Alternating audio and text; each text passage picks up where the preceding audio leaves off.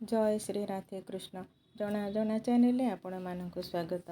आसतु जानिबा but व पिपल गछर महिमा व विशेषत्व। बट व पिपल वृक्ष को यत्न सेवा कले अशेष दुर्गति नाश हो मुक्ति लाभ हुए। बट वृक्ष को पूजा कले अशेष यज्ञर फल लाभ हुए। से वृक्ष पालन बा तार लालन पालन कले सर्व कार्य सिद्धि हुए। जानी शुणी जी से वृक्ष को हाणे तार सबु प्रकार सुकृत नाश हो जाए। से कल्प कल्प पर्यंत नरकरे जाई पड़े। जीवन रे केबे भी से सुख पाए नाही। बट वृक्षटी किए बा कहार स्वरूप जानती? सी हेउछंती शिवंक स्वरूप। एबे आसंतु जानिबा पिपल वृक्ष विषय रे। पिपल वृक्षटी हेउची निजे स्वयं देव हरि। जेउ लोक सेही वृक्ष को आराधना करती तार सकल दुष्कृत नाश हुए। उत्तम स्थान देखि अति यत्नर सहित पिपल गछ को रोपिब। से वृक्ष मूले चौरा करिब। ताहार मूलरे शीतल जल नित्य देउथिब। प्रतिदिन नवधा भक्ति रे पूजा करिब। सेही वृक्ष को स्वयं विष्णु बोली मने मने विचार करिब। सेही वृक्षर स्तुति करिब। से वृक्ष को जी नित्य पूजा करुथिब ना ता देहरे पाप लागी न थाए। तार वंशरे जान केही भी दरिद्र रहिबेनी। पिपल वृक्षर अनेक महिमा। केते महिमा आमे कहिपारिबा।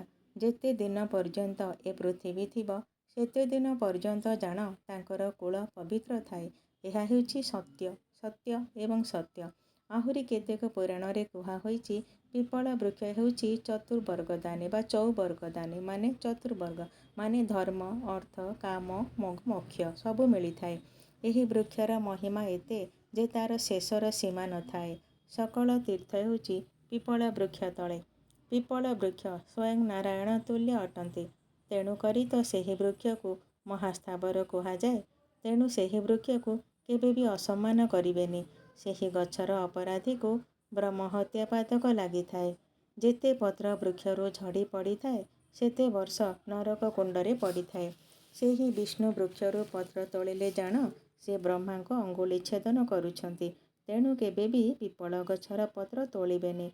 सेही वृक्ष उपरे पाद देई उपरको उठिले बा पाद देई छिड़ा हेले महापाप लागि थाए। सेही वृक्ष मूलरे निया लगाइबा वृक्ष मूलरे मैला पकाइबा एहिपरि कर्म करिबा उचित नुहें। विष्णु को भजिले जेउ फल पाइबा अश्वत्थ वृक्ष को पूजा कले सेही फल मिली थाए। एहिपरि महिमा अटे बट अश्वत्थ वृक्षर। जानिले तो केते प्रकार महिमा अछि बट एवं अश्वत्थ वृक्षर। एही बट व अश्वत्थ वृक्ष विषय रे मु गोटे शॉर्ट वीडियो भी करिछि सेटा भी अपलोड करिछि। आपण माने सब देखिथिबे। एही वीडियोटी आपण मानकु केमति लागिला मते कमेंट द्वारा निश्चित भाबरे जणाइबे। लाइक करिबा भूली जिबेनी। शेयर करिबे सब्सक्राइब करिबे एवं कमेंट करिबे। एतिकिरे रहिले जय जगन्नाथ।